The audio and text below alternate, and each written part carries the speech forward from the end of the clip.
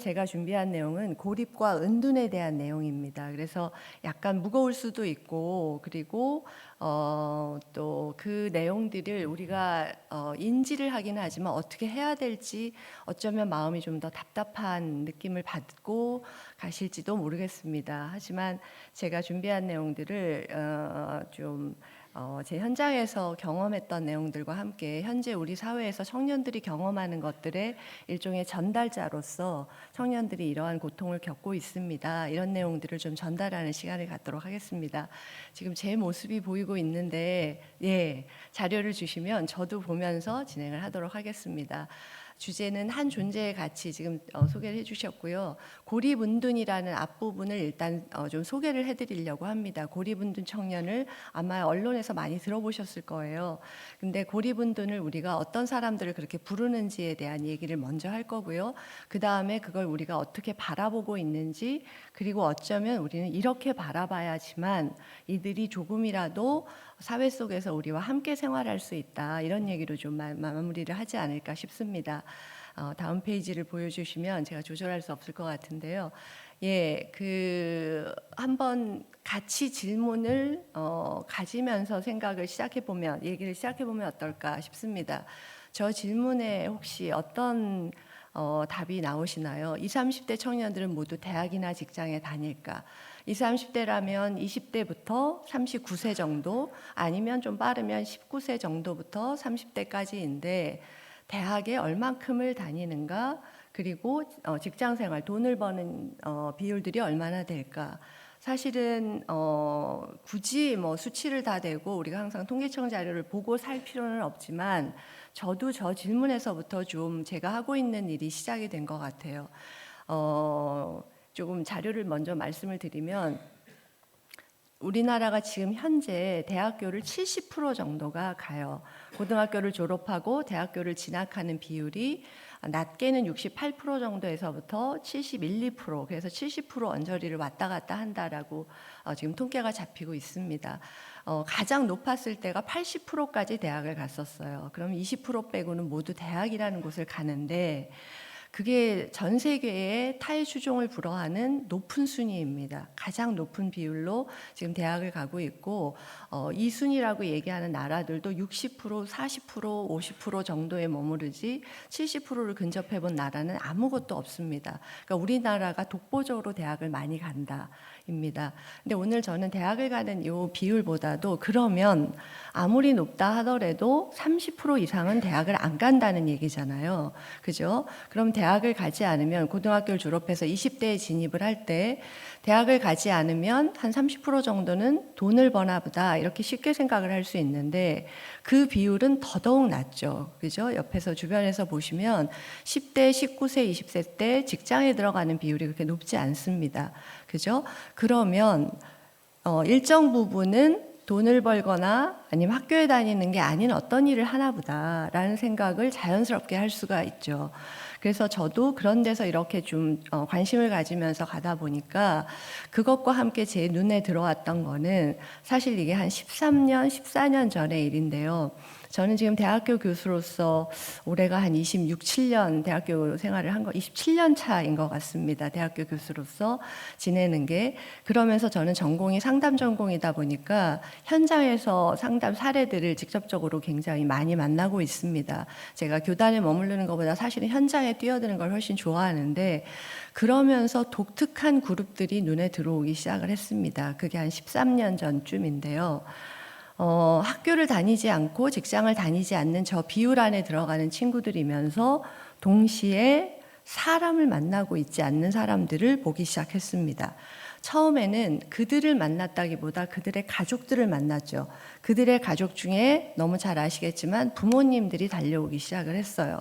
오셔서 하시는 얘기가, 우리 아이가 몇 년째 아무하고도 말을 하지 않아요. 우리 아이가 방에서 나오지 않아요. 그리고 그런데 이유가 없어요 라고 얘기를 하는 거죠. 이유가 없다라고 보이실 수밖에 없죠. 왜냐하면 이들은 너무 답답한 구조가, 이들은 신체적 장애가 있지 않아요.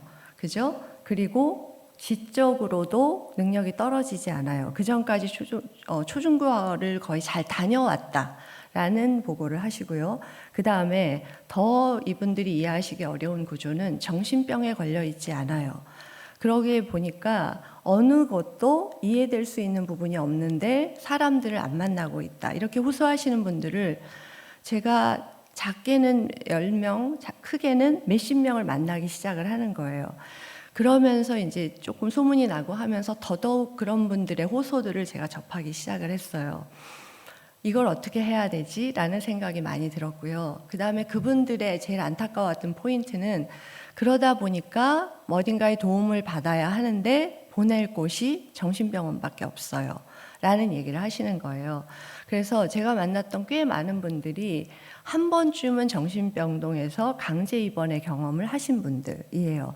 왜냐하면 왜 강제 입원이냐면 그렇죠. 예, 본인이 동의하지 않으니까 강제 입원의 조치 외에는 별로 방법이 없었던 거죠. 그런 사연들을 이렇게 접하면서 과연 제가 만나고 있는 이 몇십 명의 사람만 우리 사회에서 이런 현상을 지금 보이고 있는 걸까 하면서 이제 제가 눈이 좀 열렸던 것 같아요.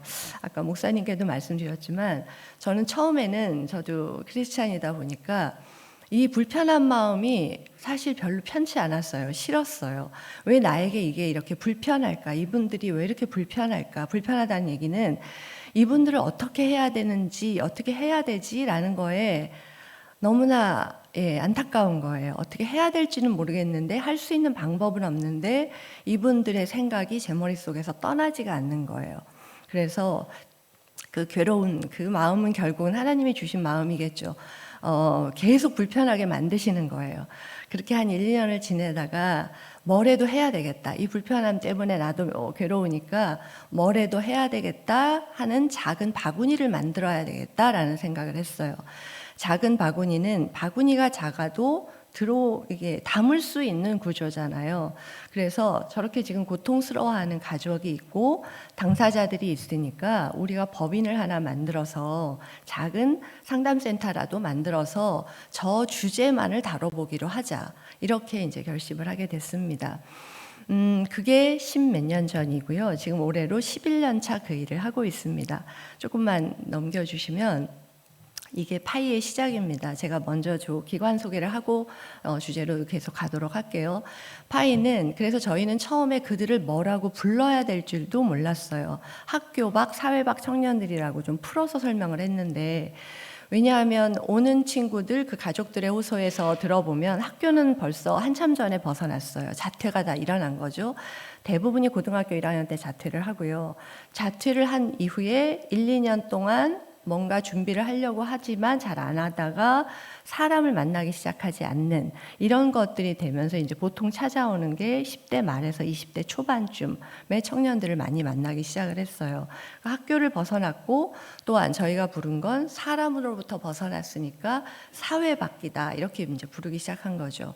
한마디로 보이지 않는 사람처럼 살고 있는 사람들을 만나기 시작했습니다. 그래서 저희가 엄청 많은 시행착오를 겪었던 것 같아요. 어떤 프로그램을 어떻게 제공해야 될지를 잘 모르겠는 거고 어떤 선례를 찾아볼 수도 없었고 찾아보면 일본의 사례밖에는 없죠. 아마 많이 들어보셨을 텐데 일본의 히키코모리라고 하는 사람들인 거죠.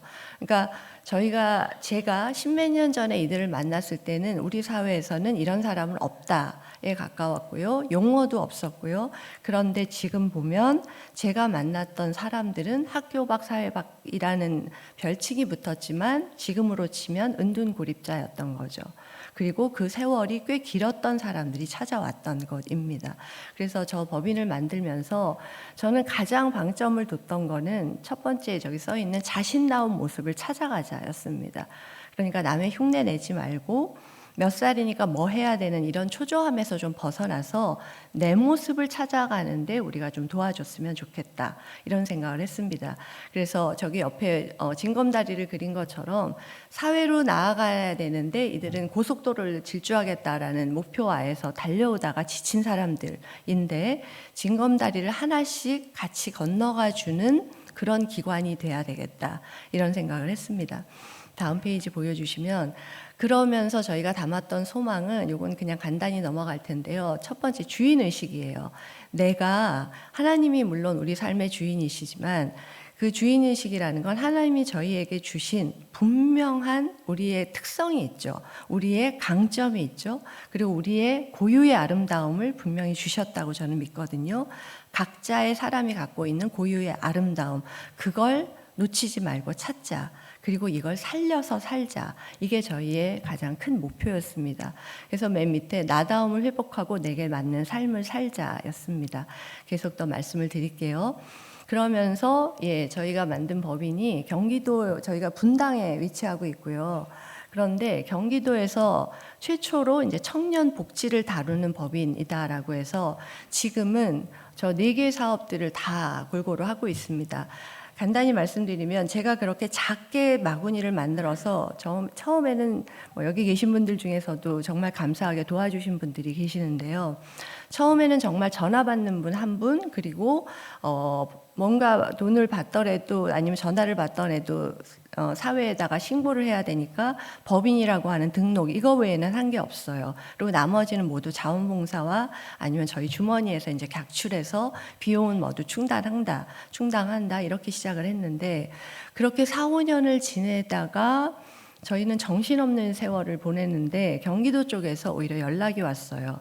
이거는 민간이 하는 것보다는 좀 더 키울 필요가 있고 공익법인을 만드는 것에 합당한 주제다. 그래서 경기도에서 많이 도와줬습니다. 그래서 사단법인화 됐고요. 5, 6년이 지난 후에 그렇게 사단법인이 되는 때에 이건 저는 100% 하나님이 하셨다고 생각을 하는데, 우리 사회에서 청년 정책에 대한 분위기가 굉장히 많이 달라졌어요. 그러니까 고용이나 노동 쪽으로만 초점을 뒀던 것에서 마음이 힘든 사람들이 꽤 있구나라고 하는 것에 지원을 하기 시작을 했죠. 바로 이 대상자들이죠. 저희도 많이 사실은 노력을 했어요. 이건 정책적으로 많은 청년들한테 이게 수혜가 돌아가야 된다라고 하면서 지금은 서울시, 경기도, 그리고 보건복지부, 그리고 지금 이름이 바뀌었죠. 성평등가족부, 이런 데서 이 사업을 거의 하고 있습니다. 그래서 아마 언론 같은 데서 많이 보시게 되는 이유가 지금은 전국 단위가 이 주제를 다루고 있다. 이게 제가 깜짝 놀라고 있는, 매일매일 깜짝 놀라고 있는 지금의 상황입니다. 그래서 감사하면서도 제가 어리둥절하게 지금 굉장히 많은 곳에서 이 주제를 얘기를 하고 있고요. 그리고 어제도 서울시 사업에서 제가 강의를 했고, 경기도 사업, 그 다음에 사회복지 공동모금회, 즉 사랑의 열매 사업도 지금 꽤 크게 하고 있고, 근데 저는 사업을 크게 한다 안 한다 이게 중요한 게 아니라, 제가 기쁘게 생각하는 포인트는 저희는 분명히 1년에 20, 30명을 돕지 못했거든요. 20, 30명이 저희의 맥시멈 숫자였었어요. 근데 지금은 서울시만 해도 1000몇 명의 청년들이 지금 저 주제로 도움을 받고 있습니다. 그리고 경기도는 500명 정도가 지원을 받고 있어요. 제가 아마 돈을 말씀드리면 더 와닿으실 텐데, 서울시가 이 주제로 50억을 쓰고 있어요, 지금. 네, 여기서 그렇게 얘기하실 분도 계실 거예요. 우리 세금인데 라고 생각하실 분도 있으실 거고, 맞아요. 저희 세금에 공적 자금이 이렇게 들어가는데, 이따 보여드릴 내용들을 보시면 지금 이 정도도 막을 수 없을 정도로 신청자들의 숫자는 어마어마해요. 그러니까 서울시가 1000몇 명을 돕고 있다 하는데 신청자가 보통 4, 5천 명이 들어와요. 가족들의 신청자는 더 심각한 상태고요.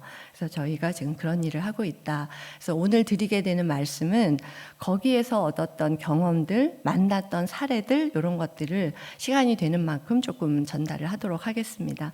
다음 페이지 보여주시면, 자, 일단 개념을 살짝만 전달을 드릴게요.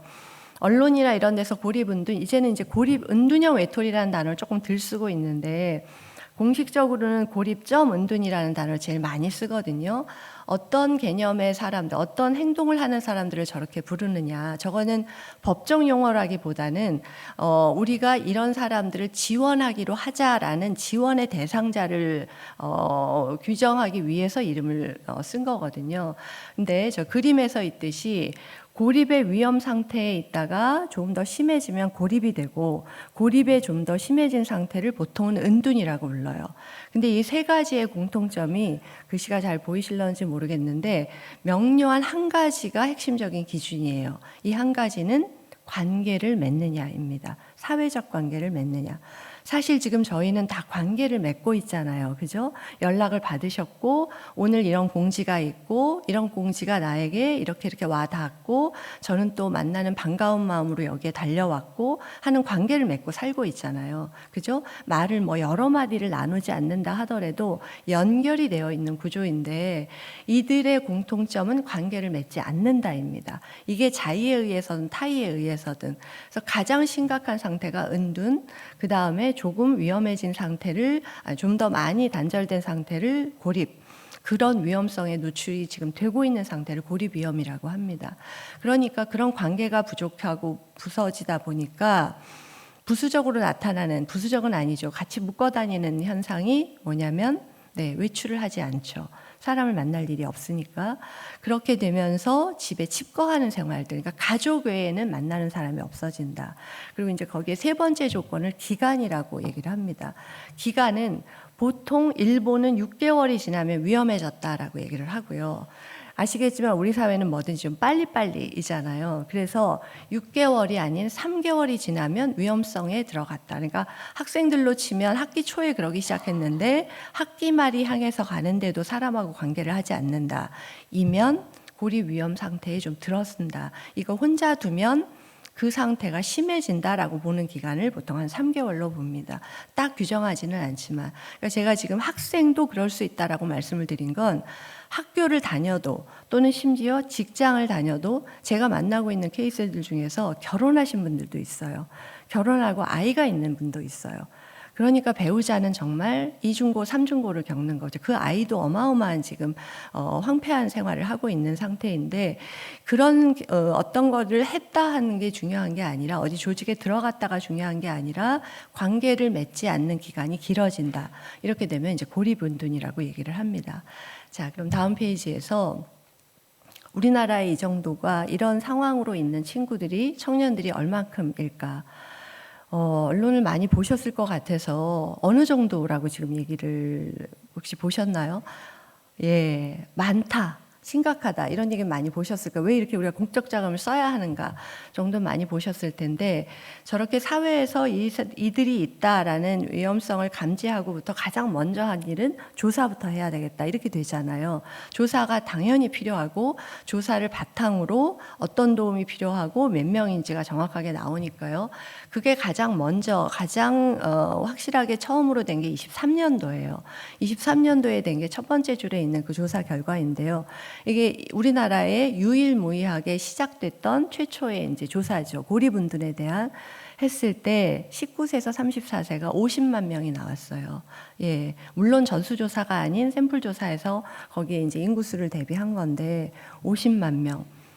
예, 20대와 30대의 인구 중에서. 입니다. 그러면서 너무 화들짝 놀라면서 그 조사 결과들을 보니까 언제부터 시작했나요? 라고 물어보니까 어떨 것 같으세요? 1, 2년 됐습니다가 아니라 4, 5년 됐습니다. 5, 6년 됐습니다. 이렇게 나오니까 그게 청소년기가 되는 거예요. 그러니까 저는 고등학교부터 그랬습니다. 중학교 때부터 그렇습니다. 간신히 졸업은 했다, 아니면 자퇴를 했다. 이렇게 되니까 청년 정책에서 청소년 정책으로 옮겨갔어요. 그래서 청소년도 조사를 전체적으로 했어요. 그게 25년도, 그러니까 바로 작년에 처음으로 조사 결과가 나온 거예요. 그 결과가 13년 정도가 나왔어요. 현재의 청소년, 회고하는 청소년이 아니라 합하면 지금 60만에서 70만 명 정도의 청소년과 청년이 아까 말씀드린 그 기준 하에 있다라고 말씀을 드릴 수가 있어요. 즉, 자신은 사람들과 관계를 맺고 있지 않다, 이렇게 얘기를 하고 있는 거죠. 역으로 얘기하면 사람들이 나와 관계를 맺어주지 않는다 일 수도 있는 거죠. 학교 안에서 말하지 않고 그냥 학교 갔다가 다시 그냥 집에 온다, 아니면 양호실에 있다가 그냥 온다, 위클래스 선생님만 만나고 온다, 이런 인구들이 저기 다 들어가는 거죠. 그래서 일단 지금 뭐 너무 잘 아시죠? 우리나라의 인구 절벽 뭐 이런 거 너무 잘 아시잖아요. 지금 이 우리의 인구의 문제가 굉장히 나라에서 심각하게 생각하는 부분인데, 줄어드는 부분에 있어서 거기에서 6, 70만 명이 관계를 맺지 않고 지내고 있는 이 상태가 나라가 도저히 이제 그냥 둘 수 없었던 상태로 확인이 된 거죠. 그러면 이 숫자들의 사람들이 지금 보이는 어떠한 개인적인 문제점이 있는가? 그 밑에 보시면 사회적 고립, 외로움 이런 것들은 당연히 우리에게 정신건강에 문제를 주죠. 예, 어떤 돈을 벌지 않고 이런 것도 문제가 되지만 일단 사람이 굉장히 우울감, 외로움, 좌절 등등 하면서 자살 사고 쪽으로 갈 가능성들이 점점 높아지는 거예요. 실제로 이들의 대답들에서 보시면 우울 증상 유병률이 8.8%, 자살 생각이 2.9%, 10명 중 8명이 우울증, 그 다음에 57%, 즉 60% 가까운 정도가 중증 이상의 우울 점수에서 확인이 되게 그렇게 조사가 되었습니다. 그리고 정신건강 약물 복용하는 경험들도 18%, 20%가량 일반 청년들과 다 비교를 한 수치들도 제가 다 보여드릴 수가 있는데 보통 2배 내지 3배. 그러니까 사회생활을 하는 것으로 인해 우리가 누렸던 정신건강들을, 좋은 정신건강들을 이들은 누리고 있지 못하고 불건강 상태로 가고 있는 거죠. 그래서 또한 너무나 몸을 움직이지 않고 활동성 있게 다니지 않으면서 신체의 불건강도 굉장히 많이 경험하고 있습니다. 10대인데 벌써 근감소증, 너무나 몇 년 동안 방에서 움직이지 않으면서, 아니면은 이들이 조금만 움직이려고 하면 숨이 차서 움직일 수가 없다, 이런 호소들, 이런 것들이 너무나 이제 수면 위로 드러나기 시작을 했죠. 자, 다음 페이지를 보여주시면 이 개인들이 이러한 어려움을 겪는 것과 함께 사회는, 우리는 어떠한 부메랑처럼 어떠한 피해를 받게 될까? 피해라는 표현이 좀 그렇지만 공동체적인 데서 한마디로 제가 왼손이 아프면 온 몸에서 신경을 쓸 수밖에 없고, 왼손이 아픈 걸로 인해 제가 컨디션이 좋을 수가 없죠. 그거하고 똑같이 영향을 미치는데, 개인적인 문제는 아까 말씀드린 것처럼 우리가 하나님이 주신 우리의 기본적인 심리적인 특징하고 배제되는 경험을 하게 되죠. 한마디로 어울렸을 때의 즐거움, 공동체를 누렸을 때의 행복, 이런 것들이 이제 완전히 단절되어 버리는 거죠. 이들의 경우에. 그러니까 친밀감, 소속감, 인정욕구, 사람이 날 칭찬했을 때의 좋은 점, 너 잘한다 했을 때의 내 뿌듯함, 이런 거, 연대감, 가치감, 그 다음에 실존, 내가 살아있는 듯한 느낌, 이런 것들이 다 사라지는, 없어지는 경험을 하게 되고, 어떤 것들을 느끼냐면 외로움, 무력감, 무가치감, 자살사고. 저는 가장 심각하게 보는 부분이 자살사고입니다. 자살사고가 뭐 너무 많이 아실 거예요. 우리나라가 제가 제일 안타깝게 생각하는 포인트인데, 지금 자살이 어떻죠? 우리나라의 자살 비율. 오늘 아침에 너무 우울한 얘기 드려서 너무 죄송합니다. 자살이 전 세계 1등을 놓쳐본 적이 없는 1등이에요. 자살 비율이. 이게 전 연령층에서 1등이에요. 20대의 자살 1등, 30대의 자살 1등, 중년의 자살 1등, 노년층의 자살 1등. 그러면 그럴 수도 있지의 문제는 아닌 거죠. 그죠? 왜 정말 이렇게 우리가 너무나 감사해야 될 요소가 많은 이 현재 대한민국의 상황에서 왜 그 많은 사람들이 세계 1등이라는 수치 아래에 죽어가고 있는가, 굉장히 많이 연결이 됩니다. 외로움과 무력감으로 가면서. 그리고 조금 더 하나 우울한 얘기를 드리면, 고독사 부분, 지금 우리나라 고독사 전담위원들이 따로 정책적으로 꾸려가지고 있는데요. 저도 깜짝 놀란 부분이, 고독사의 10명 중 1명이 청년이에요. 20, 30대가 고독사 하면 보통 노인들이나 독거노인들에서 발견되지 않은 사망, 이렇게 생각하는데, 혼자 있던 청년들이 죽었는데 대부분이 자살이죠. 왜냐하면 이들은 병사가 거의 없으니까, 신체가 건강한 나이니까 발견되지 않은 채 오래돼서 발견되는, 이걸 고독사라고 부르는데 10명 중 1명이 청년 나이예요. 20대 내지는 30대. 이렇게 지금 많이 그림자 안에 있는 친구들이 있거든요. 그리고 예를 들어 고등학교 1학년 때 거기에서 어떤 학력이 줄어든다는, 끊어지는 거죠. 그러고 나서 어떤 취업 준비도 하지 않고 어떤 인턴 경험이나 이런 게 안 하면 너무 아마 예상이 되실 거예요. 그 다음에 취업 기회는 더 어려워지는 거죠. 그러니까 맨 밑에 있는 것처럼 기간이 길어지면서 계속 악화일로에 걸어가는, 그러니까 이들은 어떤 느낌을 받게 되냐면 자포자기, 이렇게 되는 거죠. 그죠? 그리고 식습관이나 의식주 생활 모두 무너지면서 늪에 빠졌다라는 느낌을 받는 경우가 굉장히 많습니다. 물에 빠졌을 때는 물에서는 걸어 나오라고 하면 걸어 나올 수가 있어요. 깊지 않으면. 근데 늪은 혼자의 힘으로 걸어 나올 수가 없는 게 늪이죠. 그래서 이들은 전형적으로 물이 아닌 늪에 빠진 사람들이다 라고 보시면 될 것 같습니다. 늪은 허우적거릴수록 빠진다라고 하더라고요. 예, 그 상태에 있기 때문에 지원이 필요하다라는 것들을 이제 보면 볼수록 이제 이들에 대한 상황들이 보이는 걸로 확인할 수 있었습니다. 다음 페이지는 가정입니다. 네, 개인이 60만 명이 무너졌다라고 한다면 어쩌면 그냥 너가 나약해서 또는 네가 혼자 헤쳐나가봐 라고 할 수도 있었을지도 몰라요. 그런데 우리나라 대한민국의 좋은 점이기도 한 굉장히 가족 공동체적인 거, 그리고 어마어마한 가정이 그 구성원들을 알뜰살뜰히 돌보는, 아마 이 세상에서 우리 사회에서 가장 최고일 거예요. 부모가 자녀들을 끝까지 책임지려고 하는, 이게 우리나라와 일본의 가장 독특한 특징이라고 서양 사람들은 깜짝 놀라거든요. 마지막까지 책임지려고 한다. 내가 살아있는 한 아이를 끝까지 지지하고 경제적으로도 지원하려고 한다라는 부분이 굉장히 장점이기도 한데, 이 아이가 이렇게 되는 거를 보면서 경험을 같이 하면서 가정이 같이 무너지기 시작을 합니다. 지금 서울시 사업은 전국과 전혀 다르게 전국에서 하는 것들보다 독특한 점이 가족을 도와요. 가족을 지금 저희가 지원해서 하고 있는데, 가족을 500명 내지는 300명을 인텐시브하게, 그러니까 아주 깊이 돕는 걸 1년 동안 돕는 프로그램을 하고 있거든요. 어떤 정도로 이분들이 무너지시냐면 아마 주변에서도 보실 수 있을 거예요. 그리고 어쩌면 여기에도 계실지도 모르겠어요. 그런데 한번 생각해 보세요. 아이가 학교를 벗어나서 이렇게 방에만 있는데 제가 무슨 좋은 일이 있다고 밖을 나가겠어요. 나가면 다 자녀 얘기를 해요. 이런 것들이 너무나 비일비재하게 경험이 되는 거예요. 자, 한번 제가 구체적으로 말씀을 드려볼게요. 교회에 오면 우리는 자녀 얘기를 해요. 그리고 다른 집의 자녀가 보여요. 그 아이가 고등학교 졸업해서 대학 가는 모습이 보이고, 그 다음에 뭐 예를 들어 동창회를 가면 오늘 요번에 우리 아이가 뭐 어디 취업을 했어. 그러니까 내가 한턱 쏠게. 이렇게 얘기를 하시잖아요. 그러면 나는 가슴이 무너지는 거죠. 저 사람이 나를 공격하지 않았잖아요. 전혀. 자기 자녀만 얘기를 한 건데, 근데 나는 가슴에 칼이 꽂히는 경험을 하게 되죠. 그러다 보니까 모든 사회생활들을 줄이기 시작하세요. 그것들이 건드려지는 모든 사회생활을. 한마디로 자식 얘기를 할 수가 없다로 인해 내 삶을 다 점점 줄이기 시작하세요.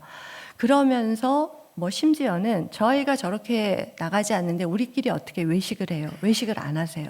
그리고 저 아이가 저런데 우리가 어떻게 휴가를 가요? 휴가를 안 가세요. 그러면 아무도 안 만나고 아무런 좋은 일도 하지 않고 내가 좋아하는 취미 생활도 하지 않는다? 그러면 어떻게 되는 거죠?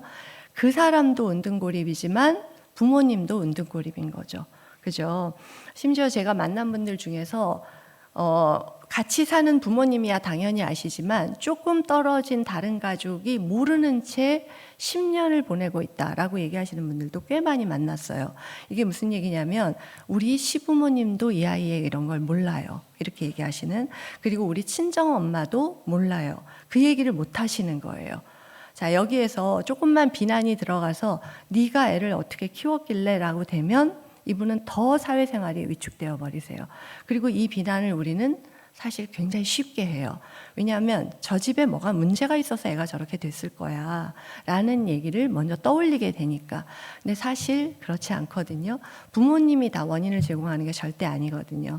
그러니까 같이 무너지시는. 그러면 보통 그렇게 얘기를 하죠. 60만 명을 했을 때 가족 구성원이 2명이나 3명이라고 한다. 곱하기 3의 문제. 그럼 150만에서 180만의 지금 대한민국에서 고통받는 주제. 그래서 이제 나라가 움직여지기 시작을 한 거죠. 그리고 다른 자녀의 피해라고 제가 썼는데 지금 서울시에서 하고 있는 그 사업에서도 부모만 오시는 게 아니라 형제 자매도 오셔도 됩니다. 라고 저희가 그 모집을 하거든요. 꽤 오세요. 왜냐하면 오빠 때문에 죽겠고 남동생 때문에 죽겠고 언니 때문에 죽겠다. 어제도 두 형제가 같이 왔어요. 그 집에 한 명 때문에 이 두 명이 죽겠다. 우리 엄마 아버지 돌아가실 것 같다. 이 사람 때문에. 그래서 움직이기 어려워하셔서 저희가 왔다. 그리고 심지어는 한 명의 형제자매가 저렇다는 이유로 결혼이 깨지는 경우들도 꽤 있어요.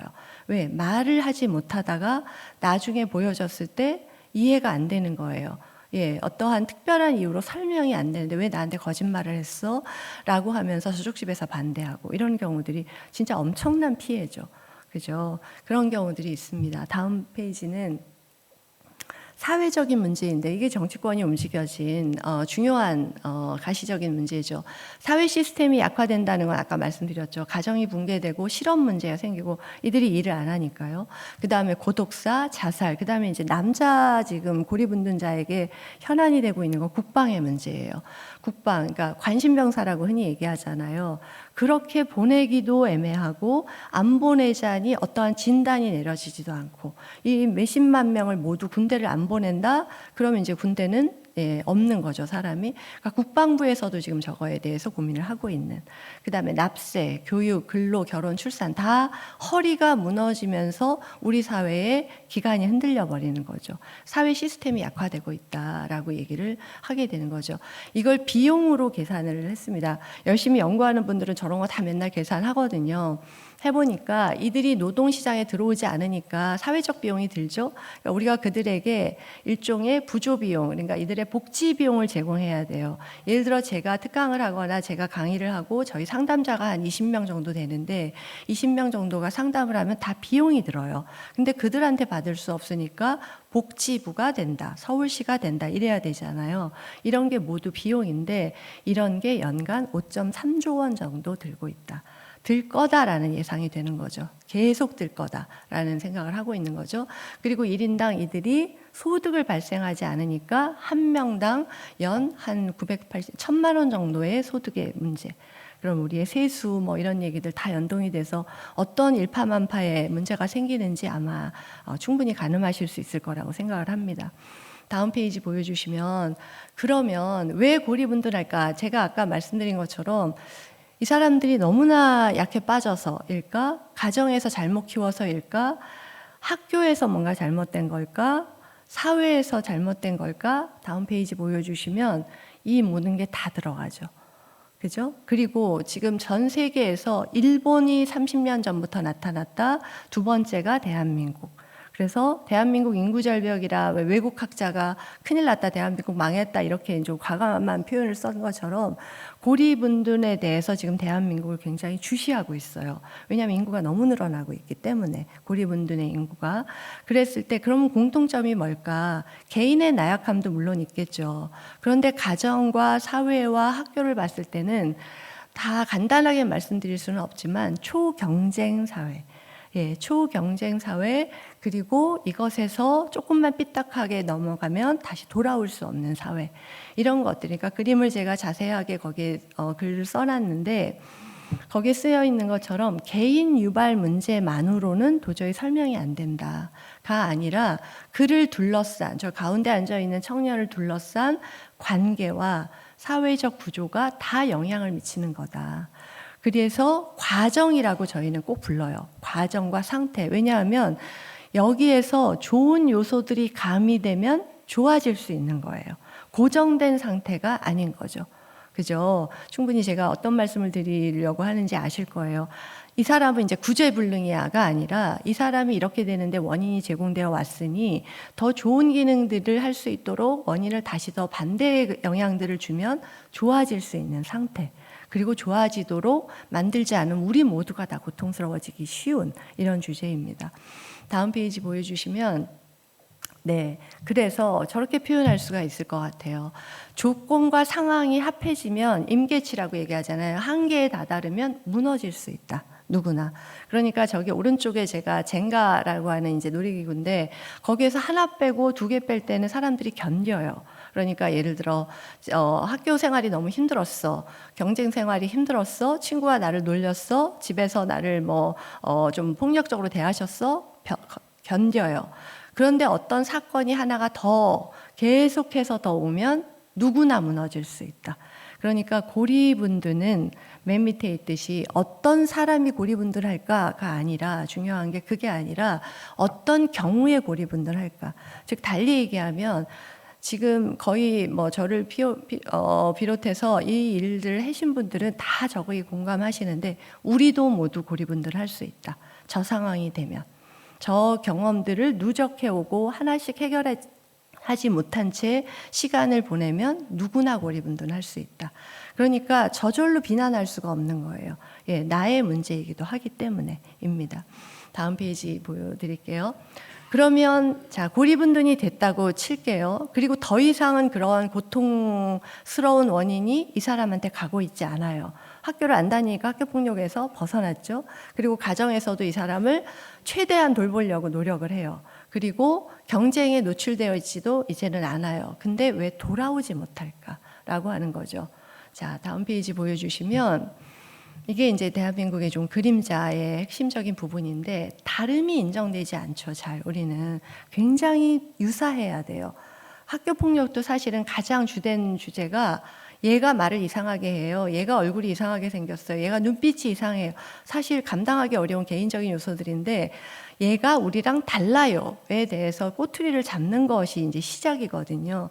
근데 우리가 갖고 있는 성공 공식은 거의 저거인 것 같아요. 명문대, 대기업, 그 다음에 안정된 삶. 이걸 주장하는 게 나쁠 건 없죠. 나쁠 건 없는데 저기에서 벗어난 사람들이 갈 곳이 없어지는 게 이 인구로 집결되는 거죠. 그렇죠? 그러니까 정해진 사회적 시계예요. 10대는 공부해야 되고, 20대는 학교 다녀야 되고, 30대는 돈 벌어야 되고, 40대는 이제는 30, 40대로 가고 있는 것 같은데 결혼해서 가정을 일궈야 되고, 그죠? 그 다음에 노후 자금 마련해야 되고, 와 같은 정해진 시계 안에서 사는 것이 아니면 예, 굉장히 비난을 받고 심지어는 비정상이다라는 얘기를 많이 듣죠. 그러니까 이들이 비정상 상태로 갔는데 못 돌아오는 거죠. 왜? 허용하는 문이 없으니까. 그래서 저는 금지된 3가지라고 얘기를 하는데, 시도와 아무 목적 없이 하는 시도, 그리고 거기에서 많이 할 수 있는 실수, 그리고 어쩌다가도 또는 많은 경우 할 수 있는 실패. 이 3가지의 시옷이 우리 사회에서는 굉장히 불안을 조성하죠. 그래서 그렇게 돈을 많이 쏟아붓는데도 청년들이 창업을 하지 않아요. 창업 자금을 그렇게 많이 주는데도 불구하고. 왜? 시도하다가 실수하거나 실패하면 돌아오기가 너무 어려운, 원궤도라고 생각을 해요. 글로 쭉 간다가 아니라 돌아와야 된다고 늘 생각을 하는 거죠. 근데 마지막 강요되는 시옷이라고 제가 말씀드리는 건 성공은 해야 돼요. 예, 그러니까 시도와 실수와 실패가 없이 성공을 해라. 너무 숨이 가쁘죠.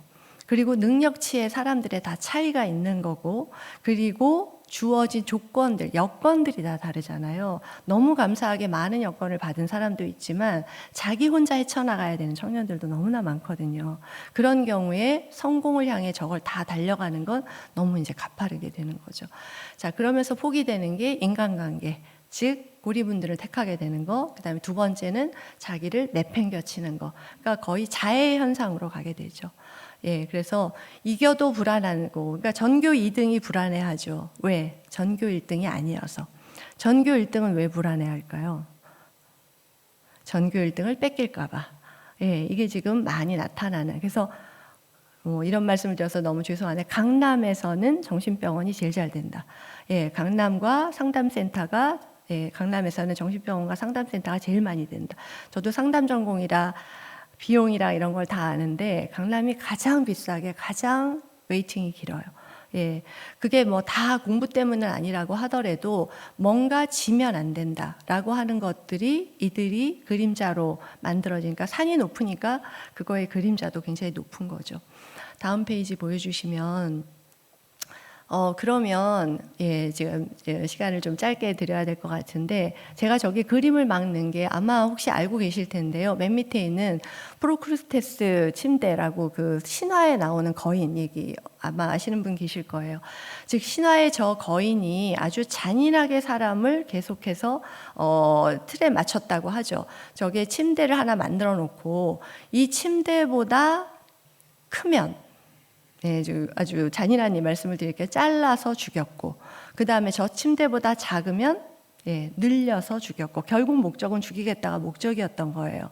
그런데 우리가 그렇게까지 청소년이나 청년을 잔인하게 하지는 않는다 하더라도 틀에는 맞아야 한다를 우리는 정말 끊임없이 전달을 해요. 이 시기에 이래야 되고 이 모습이어야 되고 학생은 이래야 되고 누구는 이래야 되고 하는 모습들 밑에 있는 것 같은 그림 거기에 침대에 맞추지만 이렇게 맞추고 이렇게 맞추고 이렇게 만져서 가장 멋있는 사람 가장 바람직한 청소년, 바람직한 청년 이 부분에 이제 숨을 못 쉬는 청년들이 너무 많죠. 다음 페이지 보셔주시면 고리분둔 외로움은 결국 이런 것 같아요. 사회에서 내가 쓸 자리가 없다라고 하는 감정을 너무 과장해서 느꼈든 실제로 느꼈던 간에 그 느낌이 너무 강해지다 보니까 포기하게 되는 거, 삶을 포기하게 되는 거 이게 고리분둔이거든요. 그러니까 사회적 지위의 상실이죠.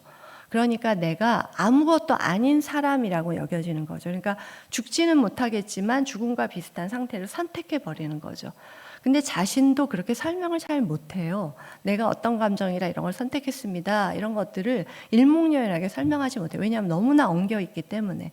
그래서 돌봄이 필요한데 돌봄은 돈을 주거나 취업 자리를 주거나 아니면 이들에게 할 수 있는 어떤 자격증을 주거나가 아니라 관계를 맺어주는 게 가장 이들에게는 필요한 상황이에요. 사실은 이게 제일 어려워요. 저희가 많은 분들이 그러셨겠지만 자녀를 키워보면 엄마 아빠를 좋아하게 만드는 게 제일 어렵죠. 그죠? 그런 것 같아요. 저는 엄마 아빠를 좋아하는 자녀라면 이 부모와 자녀는 가장 성공적인 삶인 것 같아요. 근데 물건 사주고 옷 사주는 건 쉬워요. 그죠? 그리고 놀이동산 한번 데려가는 것도 쉽고 관계를 맺어주는 것이 이들에게는 지금 필수적인 상황인데 지난한 노력들이 지금 필요한 상황입니다. 마지막 페이지가 될 것 같은데요. 제가 오늘 이 말씀을 정한 이유는 제가 이 파이를 운영하면서 파이라고 저희는 부르는데 파이를 운영하면서 늘 좀 잊지 않으려고 하는 말씀 중에 하나예요. 뭐냐면 아까 읽어주셨는데 큰 집에 우리가 살고 있는 이 큰 사회에 하나님께서 많은 그릇들을 저렇게 빚어주신 것 같아요. 저 사진에도 있듯이 유리 그릇도 있고 되게 예뻐 보이는 파란색 그림도 있고 그릇도 있고 긴 그릇도 있고 작은 종지 같은 것도 보여요. 그런데 우리가 만약 큰 잔치를 벌인다고 하면 큰 대접만 필요한 게 아니죠. 종지도 간장 종지도 필요하고 물병도 필요하고 다 필요해요. 그런데 우리 사회가 요 모습에 요 그릇만 필요해라고 하면 나머지는 다 필요 없는 그릇들이 되어버리죠. 그러니까 방치되어 버려요. 그래서 거기 썼듯이 제가 파란색으로 약간 색깔을 넣은 것처럼 자기를 깨끗하게 하는 것이 중요하고 내가 귀하다라는 걸 다시 느끼는 게 중요하지 저 그릇처럼 되는 게 중요한 게 아니잖아요. 간장 종지는 깨끗해야 간장을 담을 수 있는 거지 간장 종지가 대접이 돼야 되는 건 아니라는 거죠. 그래서 제가 전달해주고 싶은 청년들에게 전달해주고 싶은 지향점 그 부모님들께 전달해주고 싶은 지향점이 저는 이 말씀이라고 늘 생각을 합니다.